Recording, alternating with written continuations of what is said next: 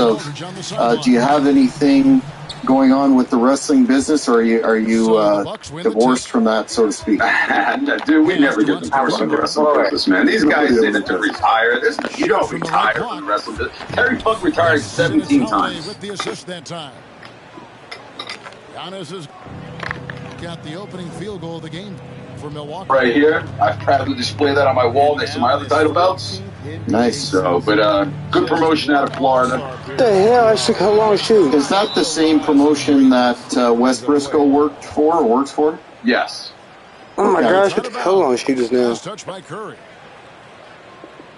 Recognize the belt. I think Wes might work for some other ones too. But yeah, this is one of them. Yeah, I mean, I see that you're representing the belt. You're going to be fighting, Gary Wolf. Well, I beat Wes Briscoe for that belt. Now I got. Greg, you can make the case. Drew Holiday is the prototypical two-way. Gary Wolf coming up on the July 27th. I'm sorry, August 27th. I'm living in the past, bro. Me and Marty Jannetty in the past. Rocking the 80s. Where's my mullet, bro? Where's my mullet? Well, I mean, that's good, man. I mean, at least you're getting some good competition. It's not like some local jabronis, and stuff like that. So you're getting some type of good run with the belt with some good talent, so that's awesome. Yeah. It should be pretty good. I know they're bringing Sabu into their October event, so that might be pretty cool, too. Maybe I'll get to work him again. Awesome. You brought up the dark side of the ring, gentlemen. Deep three from Curry.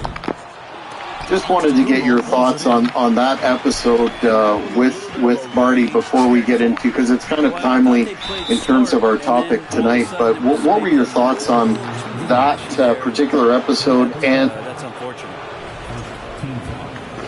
Yeah, he limps all the time, so that makes some sense. Yeah, but that's an infection and everything, so. Yeah, that sucks. I didn't see it either. I haven't seen the episode. I haven't even seen most of the series. I've seen a bunch of episodes, but I haven't seen the whole thing. I think it's fantastic, though, and if friggin' Loke, I could get his password, I'll just sign onto the app and watch that. But I can't watch it on YouTube, bro, because the shit looks too big and it's awkward sounds. I can't do that. Mm-hmm. So if Loke needs to step up to the plate. Let me steal his Spectrum password and I'll be good. Yeah, damn right. But anyway. Marty's a great dude, man. I mean, like I said, I just saw him in May, and dude, he's such a good-spirited, friendly guy. Talks to anyone. I mean, what a good dude he is. Really is. And I met the guy. Seems like a nice guy. I mean, I don't know him. I don't know him, but yeah.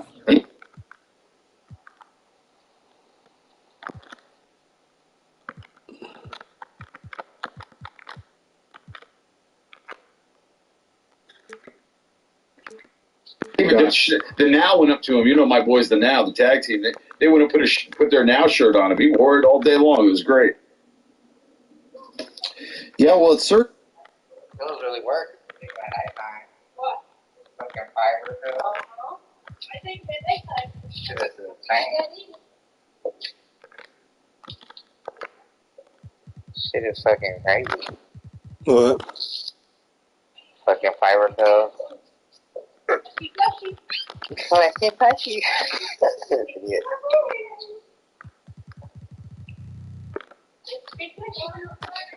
Yeah, you're gonna take him there. You're gonna take the bed out here.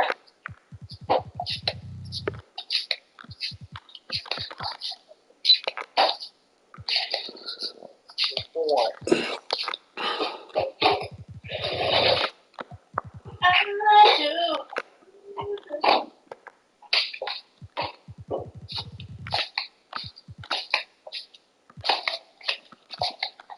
It certainly is an interesting series. There's some controversy around it that it paints not Tales from the Territories from Vice, but Dark Side of the Ring paints the business in a very negative light. But I find their episodes to usually be quite balanced. Well, there's a lot of negative shit. There is negative stuff, yeah. Isn't there negatives in everything? I mean, it's just the way it is, right? Mm-hmm. Absolutely. There's a lot of highs. And there's a lot of lows in this business. I mean, like I said, me and DeVito traveled a lot, and we bitched a lot, and fucked a lot, and this is bullshit, and this is hard to say. Yeah, fuck, yeah. It's just horrible, man, We paid our dues over and over. Yeah, it's online games. Hella hard to say. It's all like those delayed and shit and laggy. Well, it's not a business for sissies, as people say. Well, it is now. It is now. That's what I was going to say, because it's just not how it. It's just funny because when I watch, like me and DeVito, like our era when we were kids or younger, you know, people like Johnny Rods and all the guys like these fucking David Schultz, you mean, right? Dr. D. Dr. D and all that. But he's like, better. He's better than Johnny. No, Johnny's more talented. But anyway, but you know, Dr. D, these kids don't know the business. They don't know how it was back then. Now we're the ones like these fucking kids. Don't know how it is. You know, it's just I mean, I think this era sucks. I mean, I'm not trying to be mean. I think every era says that before the next. You know what I mean? Like, we're the old guys, like you just said, we're the old guys now saying it. There was old guys before that saying it about us. And it's true to an extent, but man, it's real different now. I mean, I don't think we didn't try to make things different, you know, like we tried to stick to the old school ways still, you know. And I don't think like the kids now don't have the respect for the old timers. I don't give a fuck. They don't know who they are. How can they have? They don't even know who they are. Yeah. That's the problem. Like guys, I mean, when we were younger, Dusty Rhodes came in, yes sir, no sir. Oh yeah. Shit. And you knew who everyone was, dude. Yeah. You know, I mean. Oh yeah, I watched everybody. Yeah. You know, so yeah. That's a whole other podcast. But before we jump into that, I just wanted to capitalize on your sentiment there, Tony, and that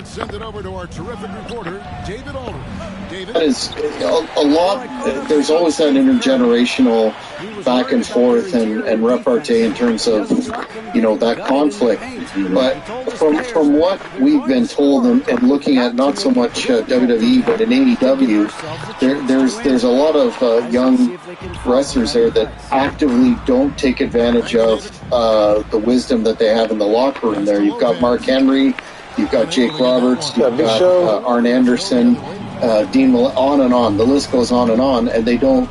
And we've heard this consistently. They don't seem to take the opportunity to pick their brain. Would you say that is accurate based on your recent involvement in the business as well? I mean, I've heard all those same stories. I hope it's not true, but I guess it is since it's out there. Because how could you not talk to these guys that have paved the way for what they are right now? You know, like, how do you not ask these guys questions? How do you not talk to them? Because we did. We talked to everybody. You know, and that's the way it was. You know, guys I hung out with, guys that taught me that were in this business way before me. I mean, I learned, I listened. Yeah, a lot of these kids don't want to be bothered with that, and I think it has to do with, you know, it all is the way they're raised. You know, don't tell me what to do, and this, you know, don't listen. Yeah, it's I don't know. I just laugh because if like I said, you need to testify to this. It's just like if there was a kid that came into the locker room with that attitude, we would beat him up. You got beat up. Yeah, you know, in the ring. You know, we would beat him up in the ring, and that's legit. You know, and that doesn't happen anymore. Maybe it needs to still. You know, and I get heat for stuff like that, but I don't care, man. Maybe it still needs to happen. Or they get beat up in the workout. Like, hey, let's give you a try. Well, that's what I'm talking about. No, yeah, in the workout they beat dude, remember when Loke got hired? Remember the day he came in? We beat the piss out of that dude. Everyone beat his ass. Everyone. Yeah. And he got a fucking job because of it. Yeah. It was different back then, you know. We didn't hurt him. We just laid it in. Well, I think. Oh, hold on. Marquez might have hurt him, but I don't think any of us hurt him. I think, Kingpin, as you pointed out before, that it comes down to respect, and it's just a different mindset. Yeah. No, yeah, it's a different mindset. It's a respect thing. It's guys who paved the way. You got to give them their respect. You know, you have to. Like I said, we've been with Dusty Rhodes. We've been there with, you know, Terry Funk and all those guys, you know, and you know, Sabu and all that. We just kept our mouths shut and just worked. And then when we became friends, it was like it was a hell of a time. Right. But you had to earn that respect first before you could get comfortable. And I'm not saying, like, just because you're a vet, you got to be an asshole to these kids either. I'm not saying that, but there's got to be something that, you know, these kids should be coming to people that. I mean, I've been in the business 32 years. I'm in these locker rooms sometimes. I don't think some of these people even know who I am. They just look at me like, who's this fucking old guy? You know? I'm sure you've gotten that age, you know? Oh, fuck yeah. They were like, is that fucking Ahmed Johnson? He got No, wait a minute. His belly's not big enough. You know? But yeah, I mean, that's why I don't do shows. I'm really, really picky about doing shows. I don't. Well, I am. So that's why. Got himself on the board with 3 there. Pass to Middleton. 1v5. Trying to work for the this locker room is pretty good. They're all very respectful. And now, they do come up and talk to me. I got this one kid talks to me about my time in the 90s in WWE and WWF. You know, this kid talks to me. This kid's not even old enough to have watched it then. He's probably 21. So this kid's done his homework. He goes back and watches old stuff. That's what I did. That's what they all should be doing. Oh yeah, I used to watch World Class, you know, all that stuff. You know, Puerto Rico. You know, every tape that came across my path out in Japan, I watched it. Yeah, you watch it. You know. Well, timely enough in terms of looking at the 80s and tapes, et cetera, the topic was suggested by a fan who wanted the question posed in terms of what would the business be like if Hogan and Savage respectively did not jump from WWF to WCW, different time frames but around the same, back in the 90s. And I know, Kingpin, you have some definite thoughts along those lines, but one of the areas that has come up is, would they continue to have the dominance in the WWF that they had up to the point when they left? what do you mean WWE? Well, I'll be honest. I mean, Hogan, if I remember correctly, I mean, I hate saying like he was like losing steam because they were bringing up the Shawn Michaels, the Bret Harts, and stuff like that. I just think that Macho Man's with though. You know, He's trying to mentor him. it's hard to visualize it that he would not be main eventing WrestleMania. He'll be underneath the Shawn Michaels and Bret Hart, so it would have been hard for him to keep that high status. Macho is a different breed. I don't know. I mean, he couldn't even do any. He was just only doing commentary. They didn't want him to wrestle. He was also wrestling. So that's the only thing. I think he would not be able to deal with that if he would have stayed. You know, I mean, DeVito, like, he was around that time when Macho. You know, I mean, have you ever say anything? Never that I heard, but like, I know that Savage. I mean, we all know Savage now. Savage wanted to wrestle again. You know, he didn't want to just do commentary. I think it was a well-deserved break for him. I think it got him rested and let him heal a little bit, make his body feel better. But I, as far as we all know, right, he wanted to wrestle. So, like, if he never left, we would never have, like, maybe DDP as we know him right now, right? Because they had a great program, and that's what got DDP on the map. So would that have happened? Maybe it still would have happened, but would it have happened to the same degree? Would it have been as good as it was because it was with Macho Man that he actually beat and got that win and propelled him to that next level, you know? Because Macho Man's always here, no matter what he's doing. He's here, you know? Whether he's commentary or whatever, that's Randy Savage, so he's always on top. So that definitely helped out a guy like DDP, you know? Even though that dude was doing great on his own, that dude really put him on the map with fans. So that would have been a weird scenario, because you got to think of other guys, too, besides just Hogan and Savage, right? There's way other guys that got impacted by that.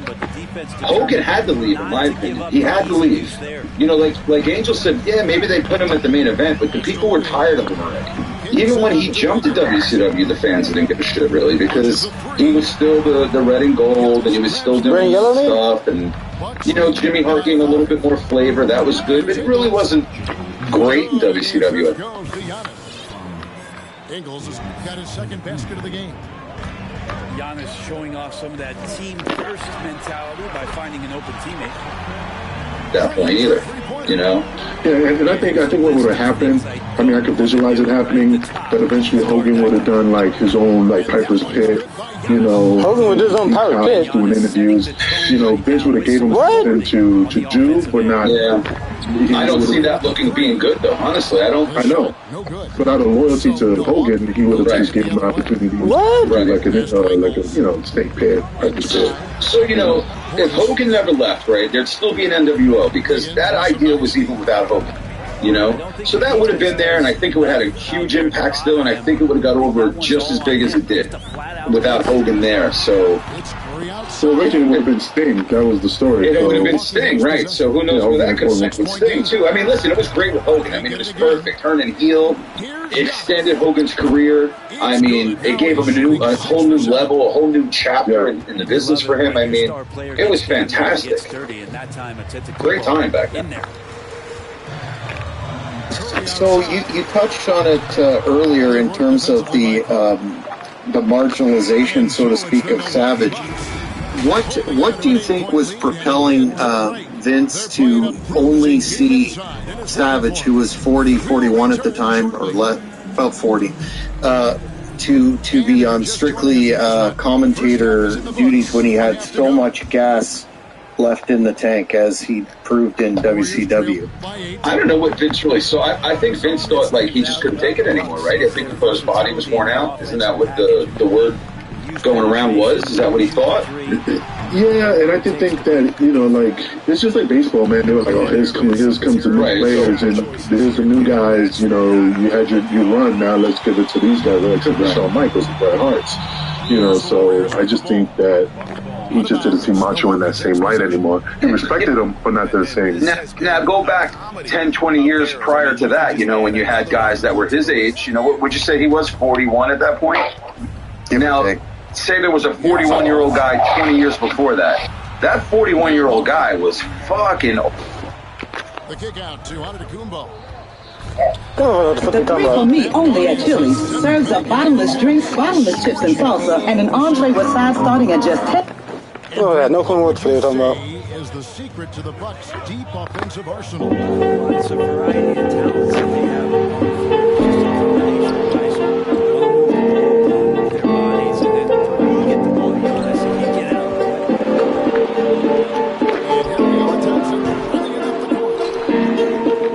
Begins from outside.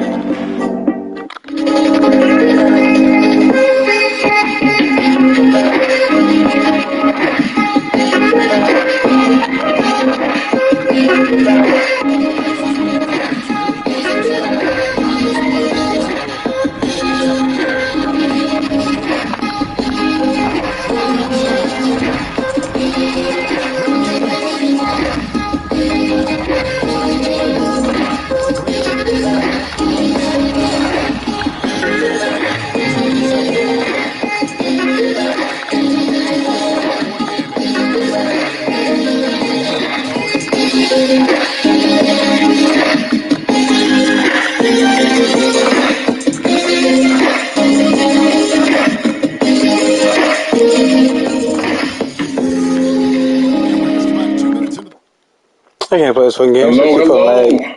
Good evening and good night, good morning,